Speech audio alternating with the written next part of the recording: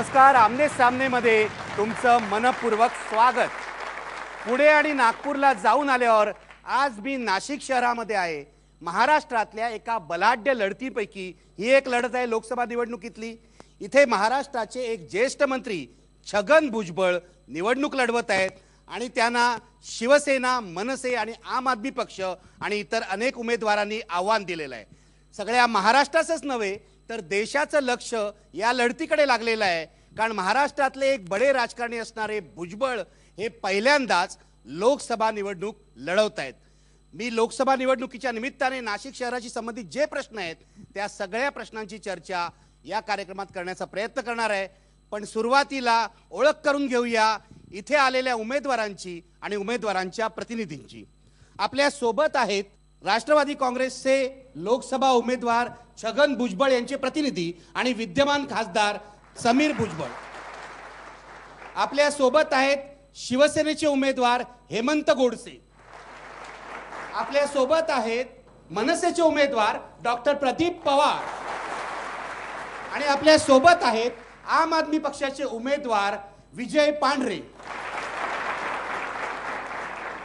मी चर्चेला सुरुवात नेहमीप्रमाणे विद्यमान खासदारांनी या नाशिक लोकसभा मतदारसंघांसाठी काय केलं यापासून करणार आहे. पण त्याआधी समीर भुजबळ, मला तुम्हाला एक प्रश्न विचारायचा आहे आणि सुरुवातीलाच हा खुलासा झालेला बरा. लोकांच्या मनात हा प्रश्न येण्याची शक्यता आहे की उमेदवार छगन भुजबळ आहे पण चर्चेला समीर भुजबळ आले आहेत, याचं कारण काय? नमस्कार. खरं म्हणजे आज साहेब आले असते पण नंदुरबार, नगर आणि मावळ ह्या तीन लोकसभा मतदारसंघामध्ये त्यांचा प्रचार दौरा असल्यामुळे ते तिथे गेलेले आहेत, म्हणून ते आज इथे येऊ शकले नाही. आणि आपल्याला सांगण्यात आलेलं होतं की खासदारांनी केलेलं काम या संदर्भात आपल्याला बोलायचं होतं, म्हणून आज मी आपल्यासमोर इथे उभा आहे. ठीक आहे, छगन भुजबळ प्रचार दौऱ्यावर आहेत त्यामुळे समीर भुजबळ आले आहेत. एका दृष्टीने चांगलं आहे कारण गेली 5 वर्ष खासदार समीर भुजबळच राहिलेले आहेत आणि आपल्या कामाविषयी तेच सांगू शकतात. समीर भुजबळ, माझा पहिला प्रश्न तुम्हाला, या नाशिक शहराचा कायापालट करण्यासाठी गेल्या 5 वर्षात तुम्ही काय केलं? लोकसभेमध्ये निवडून गेल्यानंतर प्रामुख्याने जो भर दिला तो होता तो इन्फ्रास्ट्रक्चर प्रोजेक्ट्सवर, नॅशनल हायवेच्या माध्यमातून जोडण्यासाठी जो माझा प्रयत्न होता तो बऱ्यापैकी यशस्वी झाला. नाशिक सिन्नरचं काम सुरू आहे, सिन्नर टू पुण्याचं काम जे आहे मंजूर झालेलं आहे. इकडे पेठच्या इकडे आपण सुरतच्या इथे कनेक्टिव्हिटीसाठी त्याचंही काम मंजूर झालेलं आहे, ते काम सुरू आहे. इकडे त्र्यंबकेश्वरचं काम जे आहे 150 कोटीचं ग्रीन हायवे म्हणून जे आपल्याला आपण संबोधित करू शकतो, जो देशातील पहिला आहे जिथे सायकल ट्रॅक पण आहे आणि दिंडी ट्रॅक पण आहे, असं आहे. गेले 20-25 वर्षापासून नाशिककरांची मागणी होती मुंबई नाशिक पुणा रेल्वे लाईन आणि नाशिक मनमाड इंदोर रेल्वे लाईनची. ह्या 2 मागण्या जे गेले 3-4 वर्षे मी पाठपुरावा करत जी आहे ती मंजूर करून घेतली. अख्ख्या उत्तर महाराष्ट्रामधले जे काही लोक आहेत ते मुंबईला आणि ठाण्याला पासपोर्ट काढायला जातात, तर पासपोर्ट कार्यालय असण्याची गरज होती. ती पासपोर्ट कार्यालय आणलेलं आहे. इंडस्ट्री आणायची असेल, IT इंडस्ट्री खास करून आणायची असेल तर त्याच्यासाठी एअरपोर्टची आवश्यकता होती. तर एक तर अतिशय सुंदर असं एअरपोर्ट जे आहे ते आम्ही आता बांधलेलं आहे. काही दिवसामध्येच त्याची जे एअरलाईन्ससुद्धा त्यामार्फत सुरू होणार आहे. ही मंत्रभूमी आहे नाशिक. बऱ्याच ठिकाणी आपण आपल्या मंदिरांकडे जातो पण तिकडे सुखसुविधा नसतात, तर ह्याचा जो काही सुखसुविधा त्यांना पाहिजे होत्या त्या उपलब्ध करून दिलेल्या आहे. गंगापूर येथे वॉटर स्पोर्ट्स, त्याच्या बाजूला ॲडव्हेंचर स्पोर्ट्स आपण करतोय, त्याच्या बाजूला बिझनेसच्या ग्रुपसाठी जे कन्व्हेन्शन सेंटरची आवश्यकता होती त्याचा बांधकाम सुरू झालेलं आहे. दिल्ली हाटच्या धर्तीवर कलाग्राम ह्या नाशिकमध्ये असायला पाहिजे आणि त्या कलाग्रामामध्ये सगळी जी दुकानं आहे त्या महिलांच्या तर्फे चालवण्यात येणार आहे. शहरामध्ये पाणी कमी पडते, इरिगेशनसाठी शेतकऱ्यांसाठी सुद्धा येणाऱ्या कामामध्ये पाणी कमी पडण्याची शक्यता आहे, म्हणून किकवी धरण ते जे फॉरेस्टकडे अडकलं होतं ते मंजूर करून घेण्यामध्ये मला यश आलं. इंडस्ट्रीसाठी खास करून पाण्याचं वेगळं आरक्षण मिळण्यासाठी कळमुस्ते नावाचं धरण जे आहे ते मंजूर करण्यात आलेलं आहे. म्हणजे एकूण विकासाची चौफेर कामं तुम्ही केलेली आहेत असा तुमचा दावा आहे. मी सगळ्यांच्या प्रतिक्रिया घेणार आहे पण त्या घेण्यापूर्वी मला एक छोटासा प्रश्न तुम्हाला विचारायचा आहे. एवढं काम ज्या खासदारांनी केलंय त्या खासदाराची कामगिरी साधारणपणे चांगली मानली जाते, असं असून सुद्धा तुमच्या पक्षाने तुम्हाला तिकीट का नाही दिलं? आता खरं म्हणजे आता भुजबळ साहेबच उभे आहेत, ते माझे काकाच आहेत म्हणजे आणि ते सिनियर आहेत आणि ज्यांच्यामुळे पुतण्याला दिलं काय किंवा काकाला सारखंच आहे असं तुमचं म्हणणं आहे? तसं असलं तरी आज गेले 5 वर्ष जरी मी पवार साहेबांच्या मार्गदर्शनाने काम करत होतो, कुठच्याही मंत्र्यांकडे जाण्यासाठी मला जे काही माझं वजन जे होतं ते भुजबळ साहेबांचं नाव घेतलं होतं. समीर भुजबळ म्हटलं की छगन भुजबळांचं का मग चला बसा काम करून घ्या. आणि त्यांना माहिती आहे की शहराचा विकास कसा होऊ शकतो आणि शहरामध्ये काय लागतं हे त्यांच्या मार्गदर्शनाखाली मी काम करू शकलो. आणि आता दस्तूर खुद तेच जर लोकसभेमध्ये जाऊ शकताय तर त्याअर्थी आपल्याला फक्त एवढंच बघायचं की आपण म्हणजे स्वप्नात नाही बघू शकत एवढा मोठा विकास ह्या पुढे होणार. म्हणजे तुमचं असं म्हणणं आहे भुजबळ साहेब स्वतःच गेल्यामुळे नाशिकच्या खासदाराचं दिल्लीतलं वजन वाढू शकतं, बरोबर आहे ना? निश्चितच. गोडसे, तुम्हाला हे मान्य आहे का? यांनी जो पाढा वाचला तो बघितला, त्यांनी चौफेर काम करण्याचा प्रयत्न केला असं पाढा म्हणायला वाचला पाहिजे. नाही, मी पुस्तकही वाटली. त्यांनी पुस्तकं बघा, त्यांनी विकास वारी नावाचं पुस्तक काढलेलं आहे. गोडसे, तुम्ही तुमची प्रतिक्रिया द्या, तुम्हाला मान्य आहे का? त्यांनी जी विकासवारी आहे ही म्हणजे खोटी विकासवारी. त्याचं एक उदाहरण आहे, जो फ्लायओव्हर दाखवला की आम्ही बनवलाय तो ऍक्च्युअली त्याची वर्क ऑर्डरच मागच्या लोकसभेच्या अगोदर झालेली ह्यांनी बनवलाच नाही. आणि माजी पंतप्रधान अटल बिहारी वाजपेयींच्या काळामध्ये तो प्रस्तावित होता. पण योजना पूर्ण कधी झाला? त्यानंतर त्याला प्रशासकीय मान्यता आणि त्याचे कार्यादेश माजी खासदार देवीदास शेठ पिंगळे यांच्या काळामध्ये ते झाले होते. आणि यांनी हे कम्प्लिशन झाल्यानंतर याचं श्रेय लाटण्याचं काम यांनी केलं. समीर भुजबळ, उत्तर द्या. आता असं आहे की आदरणीय भुजबळ साहेब जेव्हा PWD मिनिस्टर होते तेव्हापासून खऱ्या अर्थाने त्यांनी पाठपुरावा करायला सुरुवात केली. 2005चं माझ्याकडे सेंट्रल गव्हर्नमेंटचं लेटर आहे, तर त्याच्यामध्ये स्पेसिफिक आहे the flyover at Dwarka circle should be signature bridge keeping in mind that this is a focal point of Nashik city. हा जे ब्रिजचं जे आहे त्याच्यामध्ये तो तिकडे नाशिकमध्ये असावा ही संकल्पना ही साहेबांनी. रस्ता जे आहे अख्ख्या महाराष्ट्रामध्ये किंवा देशामध्ये कोण ना कोण कधी ना, आता मी म्हटलं रेल्वेचं 20 वर्षापासूनचा प्रलंबित प्रश्न होता. मी म्हणत नाही की 20 वर्षापूर्वी मी उठवलेला होता. मी जेव्हा तुमच्या काळात मार्गी लागला. मी माझ्या काळी मार्गी लागला. आज मी त्या माझ्या काळामध्ये त्याची वर्क ऑर्डर आणून कामाला सुरुवात करून काम कंप्लीट करून सुरू सुद्धा करून दाखवला. हे महत्वाचं आहे. तुम्ही नुसतं कागदावर तुम्ही मिटिंगा घेतल्या आणि आम्ही त्याच्यासाठी पाठपुरावा केला म्हणून ते काम झालं नाही ना. निखिलजी, या विषयाच्या संदर्भात मला थोडीशी माहिती ऍड करू द्या. जसं शिवसेनेच्या उमेदवारांनी सांगितलं त्याप्रमाणे हा वर्क ऑर्डर सुद्धा यांनी लोकसभेचे उमेदवारीचा अर्ज भरण्याच्या आधीचा झालेला आहे. परंतु नियोजन करण्याचं काम लोकप्रतिनिधीचं असतं, ते नियोजन यांनी केलं असावं, त्यांनी त्याचं श्रेय तुम्हाला मान्य आहे? ऐका एक मिनिट त्याचं श्रेय फक्त त्यांनी घ्यावं. ते नियोजन सुद्धा चुकलेलं आहे. जिथे पूल उतरला नाही पाहिजे यांनी स्वतःच्या सोयीने घराकडे पूल उतरवला. हो बरोबर आहे. दुसरी गोष्ट, आजही त्या पुलामुळे नाशिकचे जे 2 भाग झालेत, त्या इंद्रनगर राजीवनगर या भाग किंवा इकडच्या सिडको यांच्यामध्ये जो अंडरपास दिलाय 100 फुटी रोडला अंडरपास 30 फुटाचा दिलाय. त्याच्यातून सिटी बसेस पण जात नाही. तिकडच्या आणि इकडच्या दोघांची गैरसोय झाली. नियोजन सपशेल चुकले हे यांच्या काळात झालंय. दुसरी गोष्ट, तुम्ही जे म्हटलात की तिकीट का बदलण्यात आलं, एवढं जर पुस्तक छापलं होतं, ह्या पुस्तकाचा तुम्ही स्वतः अभ्यास केला तर तुमच्या लक्षात येईल की 101 लोकांचे त्याच्यावरती परीक्षण किंवा निरीक्षण आलेलं आहे. जास्तीत जास्त कामांचं भूमिपूजनांचे फोटो याच्यात आहे. मला असं वाटतं लोकप्रतिनिधीने निवडून आल्यानंतर पहिल्या 1-2 वर्षात नियोजन करावं, 4-5व्या वर्षापर्यंत लोकार्पण सोहळे करावे. तेव्हा यांनी 4.5 वर्ष झाल्यानंतर भूमिपूजनाचे सोहळे केले. विमानतळाचं लोकार्पण सोहळा यांनी केला, बिल्डिंग अर्धवट असताना केला. प्रफुल्ल पटेलांना आणलं, प्रफुल्ल पटेलांना विमानाने लँड झाल्यानंतर समोरच्या बिल्डिंगमध्ये सुद्धा घुसता आलं नाही, त्यांना असं हायवेला जाऊन वळसा घालून यावं लागलं. बोट क्लबचं नियोजन केलं यांनी. सलमान खानला किती पैसे दिले मला माहित नाही, पण सलमान खानला पैसे देऊन आणलं. त्यांच्या प्रेमापोटी आले, समजा आमच्या प्रेमापोटी आले आणि प्रत्येकाची संबंध ठेवावे लागतात. संबंधाने लोक येतात, सगळे पैशांनी येत नाही. उद्घाटनानंतर दुसऱ्या दिवशी बोटी गायब झाल्या. 6 महिने 8 महिने त्याला लागणार असं सांगायला. मला असं म्हणायचंय की बोटी पुढे गायब झाल्या नाही, बोटी जिथेच आहे जरा जाऊन बघा. घाईने केवळ आचारसंहिता लागण्याच्या आधी पान भर जाहिरात. बरोबर आहे ना, ते आमचं काम आहे. आम्हाला काम करण्यासाठी आम्ही केलं. जर नसतील आम्ही केलं आणि मग दाखवलं. तुमच्यासारखं बोलत नाही. हे लोकांना तोंडाला पानं फुसल्यासारखा विषय आहे. लोकसभेत विचारलेल्या प्रश्नांमध्ये खासदारांनी त्या गावातील त्या विभागातील प्रश्न मांडणे असं अपेक्षित असतं. त्या प्रश्नांमध्ये हे इंडोनेशियातल्या कोळसा खाणीत यांनी जी बेनामी संपत्ती टाकली आहे त्याच्यावरती प्रश्न विचारले. महाराष्ट्र त्यांची मुंबई येतो तुमच्याकडे. त्याला उत्तर देऊ द्या. तुम्ही गंभीर आरोप करताय, तुम्ही उत्तर प्रूफ द्या ना. कशाला खोटं बोलताय, काय बोलताय? प्रश्न उपस्थित आहे. इंटरनेट आणा ना, पेपर आणा ना. काय म्हणताय? त्याच्यामध्ये स्वतः काय करू शकत नाही. निखिलजी, सारस्वत बँक मित्र, 1 मिनिट गंभीरतेने ऐका. सारस्वत बँक यामध्ये ही निश इन्फ्रास्ट्रक्चर, ओरिजिन इन्फ्रास्ट्रक्चर आणि आयडीन इन्फ्रास्ट्रक्चर, आयडीन फर्निचर या तिन्ही या कुटुंबाच्या असलेल्या खात्यांमध्ये CAPU 1626, CAPU B 1599, CAPU B 1627 याच्यामध्ये 17,81,52,000 एवढी खात्यात जमा झालेली रक्कम आहे. यांचं दुसरं खातं आहे लार्सन अँड ट्युबन अशोक बिल्डकॉनला यांनी काम दिलं रस्त्याचं असं म्हणतात. कुठचं काम त्या दिलं विचारा ना. दोघांमधून या छगन भुजबळ सार्वजनिक कल्याण प्रतिष्ठान याचं सारस्वत बँकेचं अकाउंट आहे CAPU B 1655. याच्यात 25 लाख रुपये अशोका बिल्डकॉनने दिलेल्या चेकने खातं उघडले. मला असं वाटतं तुमचे आरोप संपले असतील तर त्याला उत्तर देऊ द्या. उत्तर द्या समीर भुजबळ. तेव्हा मी इंडोनेशिया संदर्भात एकही प्रश्न पहिलं विचारलेला नाही, पार्लमेंटमध्ये विचारलेला एकही अजिबात प्रश्न विचारला नाही. नाही. मी असं कुठे स्पेसिफिक कुठच्या याच्या कामासाठी माझ्या पर्सनल गेमसाठी एकही प्रश्न आजचा विचारलेला नाही. निखिलजी, दुसरा दोन प्रश्न, मुद्दे. एक मिनिट पूर्ण करू द्या, पूर्ण करू द्या. दुसरं, महाराष्ट्र सदना संदर्भात त्यांनी जे काही सांगितलं ते PWDचे स्टेट गव्हर्नमेंटच्या अखत्यारीतलं काम जे आहे ते सुद्धा RTOचं काम PWDला करायला दिलेलं होतं. त्याच्यामध्ये मुख्यमंत्र्यांच्या असणाऱ्या समितीने निर्णय दिलेला असताना तो निर्णय झालेला आहे. त्याच्यामध्ये आमचा काडी मात्र संबंध नाहीये. आयडीन फर्निचरला काम दिलं हे जे म्हणताय हे सापशेल खोटं आहे. ठीक आहे, यांचं म्हणणं आहे तुमचे आरोप खोटे आहेत. माझं म्हणणं आहे विजय पांढरे, तुम्ही शांतपणे ऐकतात. तुम्ही तर सरकारी अधिकारी राहिलेले आहात.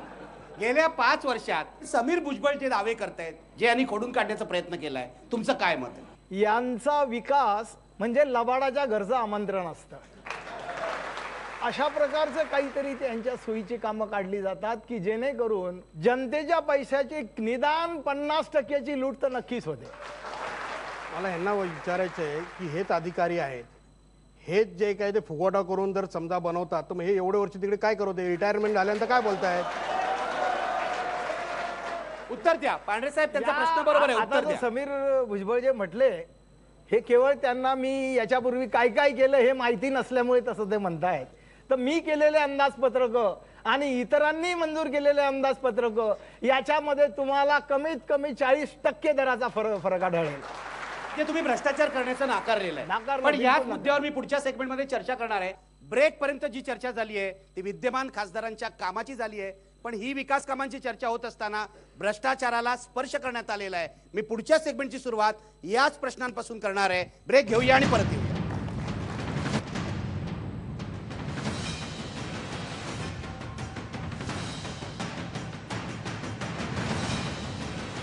ब्रेक नंतर तुमचं स्वागत. तुम्ही पाहतात आमने सामने. पहिल्या सेगमेंटमध्ये आपण विद्यमान खासदारांच्या विकास कामाची चर्चा केलेली आहे. आता मी सुरुवात करतोय डॉक्टर प्रदीप पवार यांच्याकडून. डॉक्टर प्रदीप पवार, विकास कामाची चर्चा सुरू असताना तुम्ही भ्रष्टाचाराचा मुद्दा मांडलात, त्यावर इतर सर्वजण बोलले. मला सांगा, नाशिकच्या या निवडणुकीत, देशाच्या निवडणुकीत भ्रष्टाचार हा मुद्दा आहेच, इतरही अनेक मुद्दे आहेत, पण नाशिकच्या निवडणुकीमध्ये भ्रष्टाचार हा महत्वाचा मुद्दा आहे का? पुतण्याला टाळून काकाला का दिलं याचं उत्तर जे काही दिलं असेल खासदारांनी, तुम्हाला फॅक्ट तुमच्या माध्यमातून लोकांपर्यंत गेली पाहिजे. या कुटुंबाच्या अशा 11 कंपन्या आहेत, यांच्यामध्ये ही सगळी मंडळी डायरेक्टर आहेत आणि त्यांचं गेली 5 वर्ष इन्कम टॅक्स रिटर्न भरलेले नाहीत, त्याच्यावर कुठला कर भरलेला नाही, बॅलन्स शीट नाहीत. अशा वेळेस अर्ज जरी केला असता यांनी तर तो रिजेक्ट झाला असता. हे त्याच्यातलं प्रमुख कारण हे तुम्ही लोकांपर्यंत पोहोचवा. माहिती नाही ते माझ्यानंतर ते बोलू अर्जामध्ये शकतात. काय लिहिलंय सर, तेही त्यांना वाचता येत दुसरं नसताना हे म्हणतायत. जे मगाशी त्याला उत्तर देऊ द्या ना. तुम्ही गंभीर आरोप करताय त्याच्यावर, खूप गंभीर आरोप आहे. तुम्ही उत्तर द्या की तुम्ही ज्या इन्कम टॅक्स फॉर्म- भरला नसल्यामुळे निवडणूक लढवत नाही असं यांच्या सांगितलं. एज्युकेशन त्यांनी ट्रस्ट ऑपरेशन घेतलं का विचारा ना त्यांच्या त्यांनी. Education education trust, operation Mumbai घ्यायचं ना. एज्युकेशन ट्रस्टमध्ये शुल्क घोटाळा जो झाला, काय शुल्क काय समिती बोलतो- असते, काय प्रश्न शिक्षण आहे, शुल्क काय समिती बोलताय असे जरा म्हणते, यांना जरा. शिक्षण शुल्क समिती असे म्हणते की खाजगी शैक्षणिक संस्था ज्या असतात त्यांनी किती खर्च केलाय त्याची वर्गवारी द्यावी आणि त्यानुसार शिक्षण शुल्क समिती फी ठरवून देते. तेवढीच फी घेणं अपेक्षित असतं. यांनी नको तेवढा खर्च दाखवला, तो उघडा पडला. 8 कोटी रुपये जास्त विद्यार्थ्यांकडून शिक्षण शुल्क जमा केलं. मोठा भ्रष्टाचार. जी जमीन ही कॅग मध्ये, कॅग तर यांच्या शासनाचं एक खातं आहे. कॅग मध्ये शासनाचं खातं नाही, 9 कोटीची independent 9 body आहे. कोटीची खाण जमीन यांनी 9 लाख रुपयात हडप केली. ती सार्वजनिक बांधकाम खात्याच्या नावावर असलेली जमीन होती. तिसरं, ही जयस्वाल ग्रुपच्या मालकीच्या अभिजित इन्फ्रास्ट्रक्चर कंपनी आहे. त्या अभिजित इन्फ्रास्ट्रक्चर कंपनीचं आर्मस्ट्रॉंग एनर्जी प्रायव्हेट लिमिटेड ही यांची कंपनी आहे. त्यांच्यासाठी ते जे साठलोट मी तुम्हाला सांगतोय, यांनी आर्मस्ट्रॉंग प्रायव्हेट एनर्जी ही जी काही यांची प्रायव्हेट कंपनी आहे ती गेली 3, 4, 5 वर्ष बंद आहे. तिचा नफा तोटा काही दाखवलेला नाही. यांनी सिंगापूरमध्ये 3 कंपन्या स्थापन केल्या आणि इंडोनेशियामध्ये 2 कोळसा खाणी त्याच्यातून विकत घेतल्या. त्या सिंगापूरमधील कंपन्यांचा यांचा ट्रस्टी जे आहेत परेश विजय पागे ट्रस्टी यांचे खोटं बोलतात. आणि परेश विजय हे पाटील ट्रस्टीच नाही आहेत. 21 कोटी रुपये हस्तांतरित केले. काय बोलताय त्यांना तरी माहिती आहे काय? जरा अभ्यास करून या जरा. 2G घोटाळ्यात ज्या डीबी रिअलिटीचं नाव आहे त्याचबरोबर समाविष्ट असलेल्या नावात परवेश कन्स्ट्रक्शन यांचं नाव आहे आणि परवेश कन्स्ट्रक्शन या कंपनीच्या माध्यमातून डायरेक्टरांची नावं यांच्या कुटुंबातली आहे आणि त्या 2G घोटाळ्यात यांचाही समावेश असल्याचा तुमचा असं थोडक्यात आरोप आहे की विद्यमान जे खासदार आहेत तुम्ही जर मला समीर वाचायला दिलं भुजबळ, तुम्ही 1 तास नाही, 1 तास नको, आपल्याकडे एवढा वेळ नाही. तुम्ही इतर प्रचार सभांमध्ये मांडा. पण तुमचा असा आरोप आहे की समीर भुजबळ यांनी अतोनात भ्रष्टाचार केलाय गेल्या 5 वर्षात. समीर भुजबळ, तुम्ही शांतपणे उत्तर द्या. तेव्हा त्या काय इंडोनेशियाच्या खाणी संदर्भात ते म्हणतायत परेश विजय पागे हे आमचे काही ट्रस्टी वगैरे काही नाही आहे, पहिली गोष्ट. दुसरी गोष्ट, RBIच्या स्पेशल परवानगीने मी ॲप्लिकेशन मूव्ह करून परेश पागे हे यांच्या संचालकाचे सुपुत्र आहेत. ठीक आहे, त्यांना पूर्ण करू द्या ना, पूर्ण करू द्या त्यांना, पूर्ण करा उत्तर. इंडोनेशियाच्या माइन्सच्या रिलेटेड माझ्याकडे प्रपोजल आलं तर मला प्रपोजलच्यासाठी मी RBI कडून स्पेशल परमिशन घेतली आणि मग घेतल्यानंतर मी जे आहे तिकडे ॲप्लिकेशन मूव्ह करून फंड करून मी माइन ॲक्विजिशनसाठी प्रयत्न सुरू आहे. अजून माझ्या ताब्यात माइन्स आलेल्या नाही किंवा ॲक्विजिशन पूर्ण पण म्हणजे इंडोनेशियात खाणी तुम्ही काढताय हे खरंय? RBIची परमिशन आहे ना. परमिशन मिळाली आहे ते सांगतात, अधिकृत परमिशन आहे त्यांच्याकडे, अधिकृत परमिशन आहे. आता अधिकृत परमिशन आहे म्हणूनच करतोय ना. ठीक आहे, म्हणून तर बोलतोय. हेमंत गोडसे तुमच्या वतीनेच बोलतायत डॉक्टर पवार मगासपासून. आता तुम्ही काही बोला, कारण गेल्या वेळेला तुम्ही तिकडे होतात, गेल्या वेळेला त्या चिन्हावर तुम्ही निवडणूक लढवली होती. आता तुम्ही स्वतः काहीतरी बोला. तर गेले 10 वर्षापासून भुजबळ साहेब हे पालकमंत्री आहेत राज्याचे. या टोलविषयी राज्यामध्ये अनेक ठिकाणी लोक रस्त्यावर उतरली, जाळपोळ झाली. त्यांच्या अखत्यारीतला विषय असताना सुद्धा मुख्यमंत्र्यांना 26 टोल बंद करण्याचे आदेश द्यावा लागले. त्याचं कारण काय? मग 26 टोलचा पैसा कुठं जात होता? बांधकाम मंत्री हे, आणि मग टोलचा आदेश बंद करायचे आदेश मुख्यमंत्री देतात.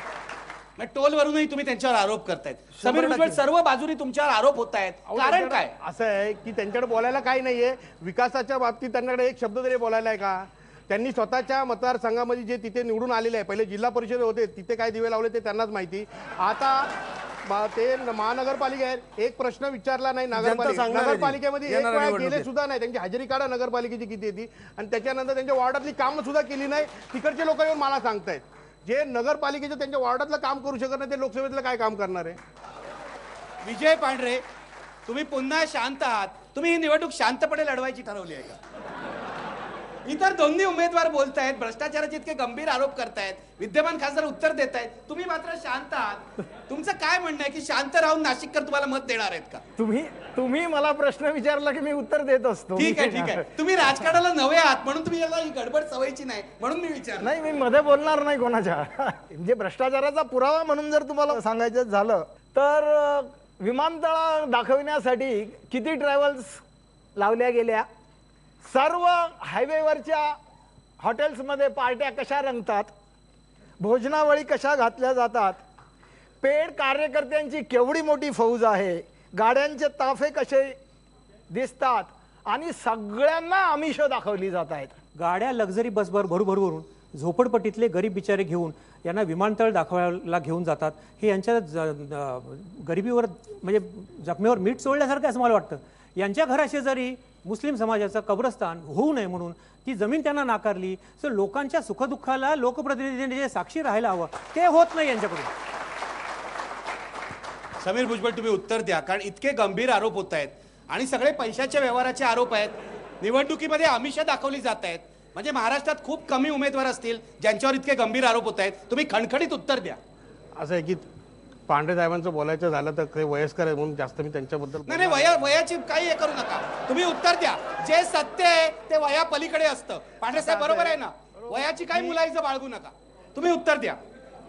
मी एवढंच सांगेन की हे जे काय म्हणताय हे सपशेल खोट आहे. कारण का त्यांना आता काही दिसत नाही म्हणून पुढे खानावळ्या कोण जेवण असेल तर त्याचं बिल मायावर फाडायचं, कोण लक्झरी घेऊन असेल त्याचंही बिल मायावर फाडायचं, कोण बघायला गेलं त्याचंही बिल मायावर फाडायचं. कारण ह्यांना त्याच्याविषयी पलीकडे विषय नाही. पण एक गोष्ट खरी आहे की विजय पांढरे हे भ्रष्ट अधिकारी आहेत असं महाराष्ट्रातला कोणताही माणूस म्हणणार नाही. हे मी इथे सांगतो. तुमचे राजकीय विचार वेगळे. आम्ही कुठं म्हटलं नाही ते हा, भ्रष्ट त्यांनी आहे. काय ते तुमच्या आमच्यावर भ्रष्टाचाराचे आरोप आम्ही केले म्हणतो, नाही. पण मला इथे एवढ्या मोठ्या संख्येने प्रेक्षक जमले आहेत. मी तुम्हाला एक प्रश्न विचारतोय. आता ज्या भ्रष्टाचाराच्या मुद्द्याची आपण चर्चा केली तो नाशिकमध्ये महत्वाचा आहे का? असल्यास काय आहे आपल्या उमेदवारांना सांगा, सर्व उमेदवारांना. नाशिकमध्ये भ्रष्टाचाराचा मुद्दा हा नक्कीच महत्त्वाचा आहे. याचं कारण असं आहे की भ्रष्टाचाराच्या मुद्द्यावर सगळ्यात म्हणजे पहिले पैसे वाटले जातात. मला तुम्हाला सगळ्यांना विचारायचं आहे की तुम्ही सगळेजण पैसे वाटणार आहात का? आणि वाटणार आहात तर तुम्हाला असं वाटतं का की पैसे वाटल्यानंतर तुम्हाला लोक निवडून देतील का? मला चारही उमेदवारांना विचारायचं आहे की ते असं म्हणतात, ते एक मतदार आहेत की नाशिकमध्ये मोठ्या प्रमाणावर पैसे वाटले जातात. तुम्ही या निवडणुकीत पैसे वाटणार आहात का? आणि पैसे वाटल्याचं सिद्ध झालं तर लोकांनी तुम्हाला मत का द्यावं? असं आहे, पैसे वाटण्याचा काही प्रश्न येत नाही. आचारसंहिता आहे आणि कोणी पैसे वाटून मतं घेऊ शकत नाही. आणि पैसे देऊन जर मतं घ्यायची असतील तर टाटा बिर्ला हे केव्हाच मंत्रिपदावर बसले असते, मुख्यमंत्री पंतप्रधान झाले असते. म्हणून पैशांनी मतं विकत घेऊ शकली जात नाही. आणि आपली जनता ही सुज्ञ जनता आहे, पैशांनी ते मतं देत नाही. ठीक आहे, आचारसंहिता लागू आहे, अधिकृतपणे पैसे वाटता येत नाहीत, हे बरोबर आहे. बरोबर आहे, यू आर राईट. मला काही म्हणायचं नाही. पण मला इतर उमेदवारांना विचारायचं आहे, तुम्हाला विचारायचं आहे गोडसे, नंतर डॉक्टर पवार यांनी ते नाशिकमध्ये पैसे वाटले जातात का? आणि तुम्ही त्यामध्ये सामील आहात का? तुम्हाला पण मी सोडत नाहीये. शिवसेना, मनसे, आप सगळ्यांना हा प्रश्न विचारतो. मला तर असं म्हणायचं आहे की कर्तृत्वानी आणि कामानी माणसांनी उमेदवारी करावी. मी जिल्हा परिषदेमध्ये असताना, महानगरपालिकेमध्ये असताना, जिल्हा परिषदेमध्ये असताना मी माझं मानधन सुद्धा कुपोषित बालकांच्या आरोग्याच्या याच्यासाठी दिलेलं. महानगरपालिकेचं मानधन मी जे टंचाईग्रस्त गावं होते त्र्यंबक आणि इगतपुरीला, तिथं 2-2, 2.5 महिने टंचाईग्रस्त गावांना मोफत पाणी वाटप केलेली. तुम्ही कधीही पैसे वाटले नाहीत? कधीही नाही. दुसऱ्या पक्षात असताना सुद्धा, नाही. या पक्षात असताना सुद्धा कधीही पैसे वाटले नाही? डॉक्टर पवार, मला पैसे वाटप करायचं, तुमची पहिलीच निवडणूक आहे. शिक्षण घ्यावं लागणार आहे, तुमची पहिलीच निवडणूक आहे. परंतु मी पैसे वाटणार आहे. परंतु 70 लाखाचं जे निवडणूक आयोगाने ठरवून दिलेलं लिमिट आहे त्यात चेकने मी पैसे वाटणार आहेत. ते कार्यकर्त्यांच्या, प्रचाराच्या, या सर्व नियोजनावर वाटणार आहे. त्यामुळे तुमच्या प्रश्नाचं थेट उत्तर होय, वाटणार. 70 लाख रुपयाच्या लिमिटमध्ये काम करणार. कायद्यात बसेल एवढे पैसे ते वाटणार आहेत, लक्षात घ्या. विजय पांढरे, पैसे वाटण्यासंबंधी जो प्रश्न वागळेंनी विचारला तो सरळ सरळ मतदारांना आमिष दाखवण्याच्या संदर्भात होता, निवडणुकीच्या खर्चाच्या संदर्भात नव्हता. त्यामुळे आम आदमी पक्षातर्फे मी तुम्हाला 100% खात्री देऊन सांगतो की आमच्या मार्फत कुणालाही कधीही एक पैसा देखील वाटला जाणार नाही. ठीक आहे, आपण ब्रेक घेऊया या आश्वासनावर सर्व उमेदवारांच्या, आणि पुढच्या सेगमेंटमध्ये नाशिकच्या स्थानिक प्रश्नांकडे येऊया.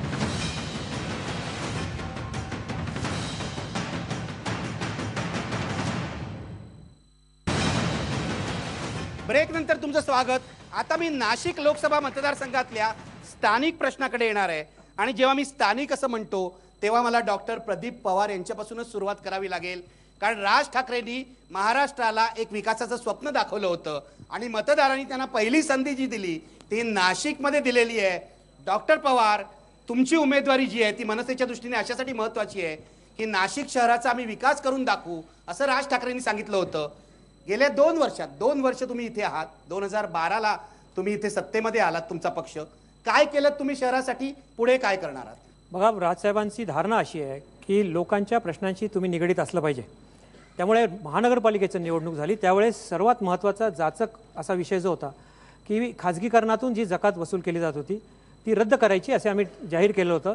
व्यापाऱ्यांची, उद्योगपतींची, सगळ्यांची ही जी काय पिळवणूक होत होती ती आम्ही संपवली आहे. त्या अधिकारी वर्गाला हाताशी धरून अत्यंत प्रामाणिकपणे मंदीच्या काळात 175 कोटी रुपयाची जकात आमच्या कार्यकर्त्यांनी, म्हणजे आमच्या पक्षाच्या महापौर साहेबांनी वाढवून दाखवली. 450 कोटीचे नवीन रस्ते विकास करण्याचं महत्त्वाचं मोठं काम महाराष्ट्र नवनिर्माण सेनेच्या काळात झालं.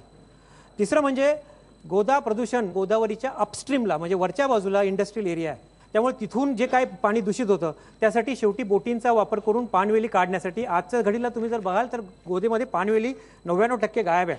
त्याचंही श्रेय आम्हीच घेतो. घरकुल 1500 लोकांना घरकुल वाटप झालेलं आहे. सर्वांना सोयीचं ते नेट बँकिंगची सेवा महानगरपालिकेत उपलब्ध करून दिली आहे.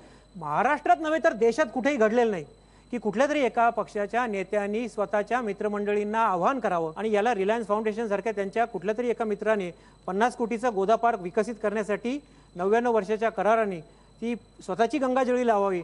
एक तरी राजकीय पक्षाचा एक नेता असं स्वतःच्या स्वकर्तृत्वावर खाजगी लोकांकडून पैसा घेऊन आला या शहरात, असं मला एक उदाहरण दाखव. ठीक आहे, तुम्ही काय काय काम केलं त्यांनी सांगितलेलं आहे.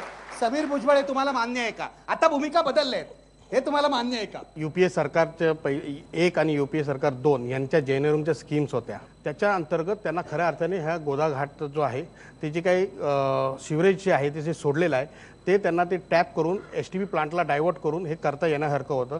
हे सेना BJPचं शासन असतानाही त्यांनी केलं नाही आणि हे आले तेव्हाही त्यांच्या हातून ते झालेलं नाही.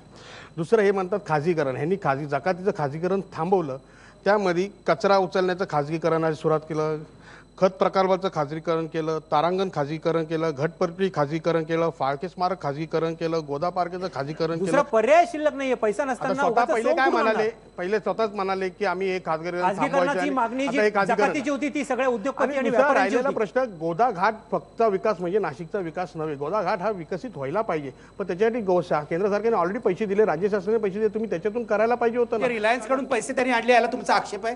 हो बरोबर आहे ना, आले नाही अजून, ते पण स्वप्नच आहे. ते नुसतं अजून आलेलेच नाहीये, फक्त भूमिपूजन झालंय. हे ते पण दाखवायला लोकांना आम्ही काहीतरी करतोय, राज्य शासनाने दिलेल्या निधीतून करतोय, हे पण त्यांना माहिती नसावं कदाचित. निधी राजकीय इच्छाशक्ती लागते ना वापरायला.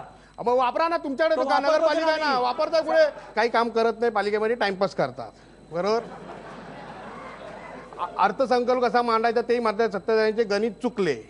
त्याच्यानंतर खड्ड्यांमध्ये लांब उडी मारायची शर्यत, हे सगळे अशा दृष्टीने हे असे काम मला करतात. वाटतं हे वर्तमानपत्रातले कात्रनं वापरण्यात काही शहाणपण नाही.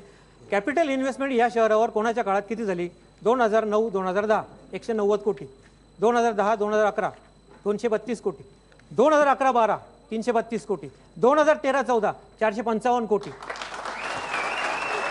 वाढत चाललेलं कॅपिटल इन्व्हेस्टमेंट आमच्या पक्षाने करून दाखवलेलं आहे. तुम्हाला असं वाटतं का पालिकेमध्ये चाललंय? पवार साहेबांनी बारामती विकसित केली, त्यांनी कुठे पानभर जाहिराती देऊन बारामतीचा विकास पुरुष असं कुठे बोलल्याचं बघितलंय का तुम्ही?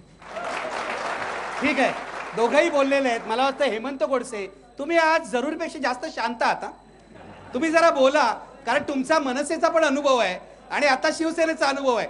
मनसेने इथे विकास केला की नाही आणि तुम्ही काय करणार आहात हेही सांगा. आता यांनी जसा खाजगीकरणाचा विषय मांडला, त्यामध्ये खाजगीकरण रद्द करण्यामागे सर्वपक्षीय संमती होती, सर्व पक्षांची त्या विषयासाठी संमती होती. त्यानंतर जे 16,000 घरकुलांची योजना होती त्यापैकी फक्त 2 वर्षामध्ये फक्त 1500 घरकुलं ताब्यात देण्यात आलेली. त्यानंतर जे 450 कोटी रुपयाचे इंटरनल रिंग रोड विषयी त्यांनी सांगितलं, तर हा सिंहस्थ कुंभमेळ्यातला निधी आहे आणि कदाचित इथं प्रशासकही असतं, म्हणजे प्रशासक असतं, इथं कोणाची सत्ता जरी नसती तरी ही कामं झाली असती. ठीक आहे, आपण विजय पांढरे तुमची भूमिका मांडा विकासाबाबत शहराच्या, आणि मग मी प्रश्न घेतो. ज्यांचे मित्र अंबानी आहेत त्यांच्यापासून जरा सावध राहायला पाहिजे. का का का सावध राहायला पाहिजे?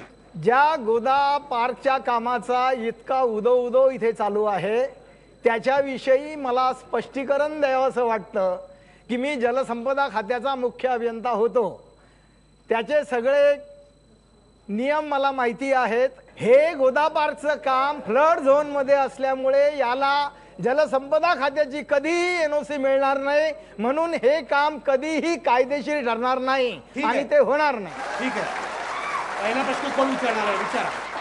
सर, माझा प्रश्न मनसे आणि राष्ट्रवादी दोघांनाही आहे. गंगापूर धरणाच्या परिसरातील शेतकऱ्यांना उद्ध्वस्त करून आणि धनदांडग्यांसाठी स्पोर्ट क्लब कशासाठी पाहिजे आणि गोदावरीची गटारगंगा झाली असताना गोदा पार्क कशासाठी पाहिजे? उत्तर द्या. गोदेच्या जलशुद्धीकरणाचा प्रश्न मगाशी मी सांगितला की हा खूप वर्षाचा प्रलंबित आहे, त्याचा सिवेज ट्रीटमेंट प्लांट ऍक्टिव्हेट झाला नाही. या 2 मुद्द्यांव्यतिरिक्त जे सिवेज ट्रीटमेंट प्लांटची कपॅसिटी होती या शहराला, वाढत्या लोकसंख्येला, वाढत्या इंडस्ट्रियलायझेशनला लक्षात न घेता केवळ 100 MLT एवढी होती निखिलजी, ती आमच्या सत्तेत आल्यापासून 240 MLT वर नेली आहे. या जुलैमध्ये 310 MLT होणार आहे. आणि त्याच्यामुळे एवढं भरीव कार्य फक्त मनसेने केलेलं आहे. यांनी जे बोट क्लबचे सांगितलं ती इरिगेशनची लँड आहे, कोणाची जागा एक्वायर केलेली नाही त्याच्यासाठी आणि कोणाला उद्ध्वस्तही केलेलं नाहीये. फॉरेनमध्ये जेवढे असणारे लेक आणि त्या लेकमध्ये ज्या बोटी वापरल्या जातात Euro 3 नॉर्मच्या कॅनेडियन मेकच्या ज्या बोट्स आहेत त्याच बोट्स आपण इथे इम्पोर्ट केलेल्या आहेत, जेणेकरून याच्यामध्ये पाणी जे प्रदूषित होऊ नये म्हणून हे क्लॅरिफिकेशन या दोघांसाठी मी देतो. ठीक आहे, मी पुन्हा एक ब्रेक घेणार आहे आणि मला प्रश्न चौथ्या सेगमेंटमध्ये चालू ठेवायचे आहेत. जितके शक्य तितके सर्व प्रश्न मी घेणार आहे. ब्रेक घेऊया आणि पुन्हा भेटूया.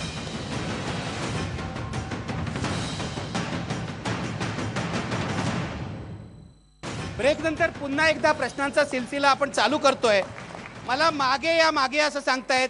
मी एक प्रश्न घेऊन मागे जाणार आहे. 135 बरस पहले जो 3 प्लेटफॉर्म वाला नासिक स्टेशन है, आज तक 3 प्लेटफॉर्म वाला ही है. समय ड्यूरेशन है जो वीटी से नासिक आने का 4 घंटा 135 बरस पहले भी था, आज भी 4 घंटा ही है.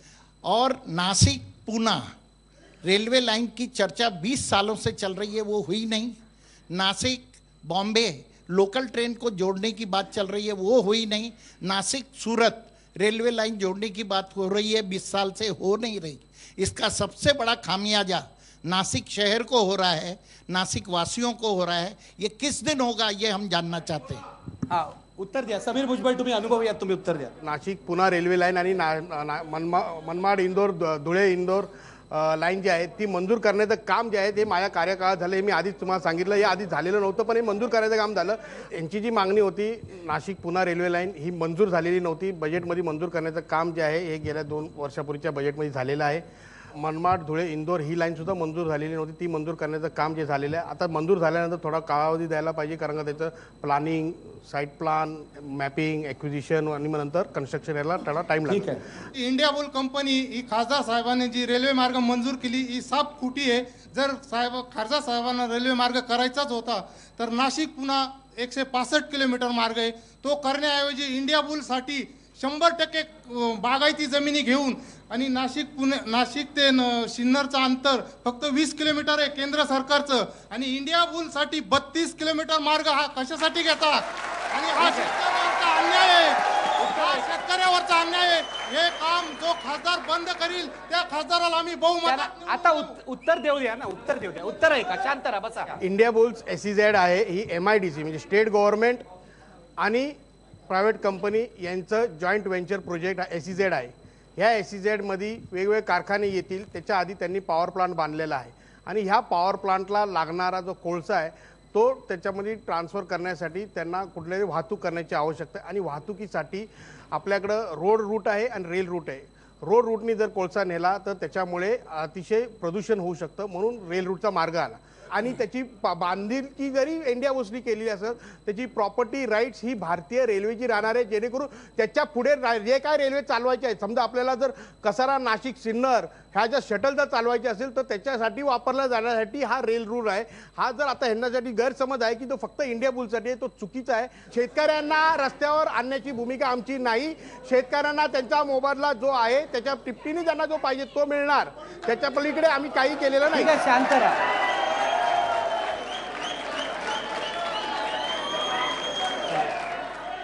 नाही, माझं काय म्हणणं आहे बघा, तुमची एक भूमिका आहे, त्यांची एक भूमिका आहे. इथे काय प्रश्न सुटणार नाही. इथे आपण प्रश्न विचारायला आलेलो आहोत. माझ्याकडे तक्रार आली आहे आणि ही तक्रार ऐकून घ्या. ही महिला वर्गाची तक्रार आहे की इथे पुरुष खूप उल्लडबाजी करतायत आणि आम्हाला प्रश्न विचारू देत नाहीयेत. मी आता 2 तरी महिलांचे प्रश्न घेणार आहेत. आपला नाशिक जिल्हा हा आदिवासी बहुल एरिया आहे. आदिवासी भागातून आणि इतरही ग्रामीण भागातून महिला शहरात येत आहेत. त्याचबरोबर रोजगाराच्यासाठी माझ्या सगळ्या माता भगिनी ह्या घराच्या बाहेर पडलेल्या आहेत. तर त्यांच्या संरक्षणासाठीची काय तुमचा अजेंडा आहे? पहिलं सर्वात महत्त्वाचं जर कार्य करायचं असेल कुठल्याही लोकप्रतिनिधीने ती म्हणजे गुंडगिरीला राजाश्रय देणं बंद करायला लागेल. ते मी करणार. आम्ही छापील उत्तर तयार आहे. महिलांसाठी स्वतंत्र पोलीस यंत्रणा उभी करणं अत्यंत गरज आहे. समीर भुजबळ, मी जर आकडेवारी जर देऊन जर सांगितलं तर 2011 साली जी 4000 केसेस दाखवल्या होत्या त्या आल्या 2027वर 700वर, जेणेकरून कमी करण्याचं प्रमाण आहे. आता असं आहे की कुठेही मुंबई घ्या, पुणे घ्या, सगळीकडे घ्या, कुठेही घ्या 100% काही आपली लॉ अँड ऑर्डर मेंटेन नाही आहे. पण मॅक्झिमम मेंटेन करण्यासाठी जी पहिली परिस्थिती आहे त्याच्यामध्ये आतामध्ये खूप फरक आहे. दुसरं गोष्ट, कुठल्याही पक्षाने कुठल्याही गुंडांना जे आहे राजाश्रय देऊ नये ह्या मताचा मी सुद्धा आहे. आणि म्हणूनच गेल्या वर्षभरामध्ये जवळजवळ 36 लोकांना तडीपारी सुद्धा ह्या असलेल्या कमिशनरनी केलेले आहे. जो माहितीचा अधिकार लागू झाला त्याला बरीच वर्ष झाली, त्यानंतर तो राजकीय पक्षांनाही लागू झाला. त्यात बदल आणण्याचा प्रयत्न खूप झाला, अमेंडमेंट्स आणण्याचा प्रयत्न झाला की राजकीय पक्षांना लागू होऊ नये, परंतु त्या अमेंडमेंट्स रद्दबादल झालेल्या आहेत, त्या राजकीय पक्षांना आता लागू आहे. त्यामुळे तुमच्या सगळ्यांकडनं कायदे मंडळाचे सदस्य होऊ इच्छिता तुम्ही, अपेक्षा ही आहे की तुम्ही त्वरित एक जनमाहिती अधिकारी आपल्याकडे नियुक्त कराल. आपण विजय पांढरेंपासून सुरुवात करू आणि नंतर यांच्याकडे येऊ, गोडसेंकडे, कारण दोघांनी कोणत्याच प्रश्नाचं उत्तर दिलं नाही. विजय पांढरे, RTI हा राजकीय पक्षांना देखील लावला जावा ही आमची भूमिका असणार आहे. ठीक आहे. बाकी पक्षांची भूमिका काय? तुमची RTI लागू व्हावा का तुमच्या पक्षाला, म्हणजे सर्वच पक्षाला? नाही, बिलकुल लागू झाला पाहिजे. खासदार म्हणून निवडून आल्यानंतर माझंच काम असणार आहे, मी तुम्हाला ग्वाही देतो. गोडसे, RTI ऍक्ट लागू व्हायला पाहिजे याच्यासाठी मी त्यांचं अभिनंदनच करतो, कारण ज्यांना भ्रष्टाचार आणि चोऱ्या करायचा आहे ते विचार करणार आहे त्याचा. ठीक आहे. तुम्हाला? RTI लागू करण्याची पहिली सर्वप्रथम जे बिल जे मांडलं असेल तर काँग्रेस आणि राष्ट्रवादी काँग्रेसने मांडलं आणि RTI तो जो ऍक्ट आहे तो मंजूर करण्याचं कामच UPA सरकारने केलेलं आहे. आणि मग त्याच्यामध्ये असणाऱ्या ज्या ह्या अमेंडमेंट आहेत, अमेंडमेंटमध्ये बदल करून ते अजून कशी स्ट्रॉंग करता येईल यासाठी नेहमी UPA सरकार पुढे राहणार आहे. एक शेवटचा प्रश्न मला सगळ्या नाशिककरांना आणि उमेदवारांना विचारायचा आहे. एवढे भारतामध्ये एवढी शहर आहेत, पण नाशिक हे शहर अगदी वेगळं आहे याचा अनुभव मला आज आला. याचं कारण ऐकून घ्या. प्रश्न आहे का, अख्ख्या भारतात जो मुद्दा आहे तो नाशिकमध्ये नाही का, हा प्रश्न मला तुम्हाला आधी विचारायचा आहे आणि मग उमेदवारांना विचारायचा आहे. त्याची चर्चाच आपण केली नाही गेल्या तासामध्ये. तो मुद्दा आहे नरेंद्र मोदींचा. मला मला मला एकदा तुम्ही मोदींचा मुद्दा आहे की नाही एवढं उत्तर द्या. नाही म्हणतायत. नाशिक हे एकमेव शहर आहे. मला उमेदवारांना विचारायचं आहे, समीर भुजबळ यांच्यापासून, नरेंद्र मोदी हा मुद्दा नाशिकमध्ये नाही. नाशिकमध्ये आम्ही ही जी निवडणूक लढवतोय, खास करून काँग्रेस, राष्ट्रवादी काँग्रेस मित्र पक्षाची लढवते. हो, बसा. मी उत्तर द्यायला सक्षम आहे. इथे मुद्दा आहे विकासाचा आणि आम्ही केलेला जो विकास आहे तो लोकांच्या समोर ठेवलेला आहे आणि लोकांनाही माहिती आहे की इथे भुजबळ साहेब जर विकास करू शकतात तर त्यांना मोदी हा महत्वाचा मुद्दा नाही मतदारसंघात. पण तुमचे उमेदवार आहेत ना, हे आहे म्हणतायत. हेमंत गोडसे, नरेंद्र मोदी हा मुद्दा तुमच्या दृष्टीने महत्वाचा आहे की छगन भुजबळ आणि त्यांचा विकास हा महत्वाचा आहे? आदरणीय मोदी साहेबांनी ज्या प्रकारे त्या गुजरातमध्ये सर्वांगीण विकास त्या राज्याचा केलेला आहे, एक मॉडेल असं राज्य म्हणून या देशामध्ये ठेवलेले आणि हे संपूर्ण मोदींनी कशी वाईट लागली त्याच्या माझ्याकडे देशाची जनता. मोदी हा मुद्दा आहे तुमच्यासाठी. आता मला डॉक्टर पवारनं विचारते. डॉक्टर पवार हे म्हणताय यांच्यासाठी मोदी हा मुद्दा आहे, म्हणजे शिवसेनेसाठी आहे, तुमच्यासाठी मोदी हा मुद्दा आहे का? इथे ते दोन्ही दगडावर पाय ठेवू दे. बघा, असं आहे, या भारतात कधी नाही तेवढ्या लोकसभेला जर आसाम सारख्या ठिकाणी 83% मतदान होत आहे, याचा अर्थ परिवर्तनाची नांदी नक्की आहे. त्या परिवर्तनाच्या नांदीसाठी जे वेगवेगळे मुद्दे आहेत, मग ते महागाईला विटलेले, भ्रष्टाचाराला विटलेले, ही जनता जशी आहे तशी स्थानिक मुद्दे जास्त महत्त्वाचे, तशीच नरेंद्र मोदी हाही मुद्दा आहे. पांढरे, तुम्ही सांगा. नाशिकमध्ये नरेंद्र मोदींचा मुद्दा हा अतिशय थोड्या प्रमाणात आहे, अतिशय थोडा आहे. आणि जो काही थोडा आहे त्याच्यामुळे त्यांनी इतकं मोठं कन्फ्युजन निर्माण केलेलं आहे की संपूर्ण मतदार संभ्रमावस्थेमध्ये आहे. 2010 साली गुजरात दौरा केल्यानंतर ज्यावेळेस भारतीय जनता पार्टीनेही असा विचार केलेला नव्हता की नरेंद्र मोदीजी आपले पंतप्रधानाचे उमेदवार असतील, त्यावेळेस 2010 मध्ये अहमदाबादमध्ये आदरणीय राजसाहेबांनी असं जाहीर केलं होतं की नरेंद्र मोदी हे पंतप्रधान झालेलं बघायला आम्हाला आवडेल. पण मोदी त्यांचा मुद्दा आहे की तुमचा मुद्दा आहे? या भारतामध्ये कोलिशन सरकार म्हणजे मोदींच्या नावावर तुम्हाला मत हवी, नरेंद्र मोदींना आम्ही पाठिंबा शिवसेनेचे की मोदी मनसेचे? पक्षीय लेवलला हा प्रश्न तुम्ही मोदीजींनी उचलला पाहिजे. आम्ही आमची भूमिका सांगितली की पंतप्रधान कोण झालेलं आम्हाला आवडेल. ठीक आहे, या प्रश्नाचं उत्तर या मतदारसंघात मिळणार नाहीये. शेवटी मी इथेच थांबतोय. पण मला एक इथेही लक्षात आलंय, नागपूर प्रमाणेच, की जो उमेदवार निवडून येईल त्याला पुन्हा एकदा लोकांसमोर आणायला हवं आणि 5 वर्षात सातत्याने आणायला हवं, कारण लोकांच्या मनात खूप प्रश्न असतात. त्या प्रश्नांची उत्तरं मिळाली पाहिजेत. IBN लोकमत हा प्रयत्न निश्चितपणे करेल. धन्यवाद. पहा फक्त IBN लोकमत.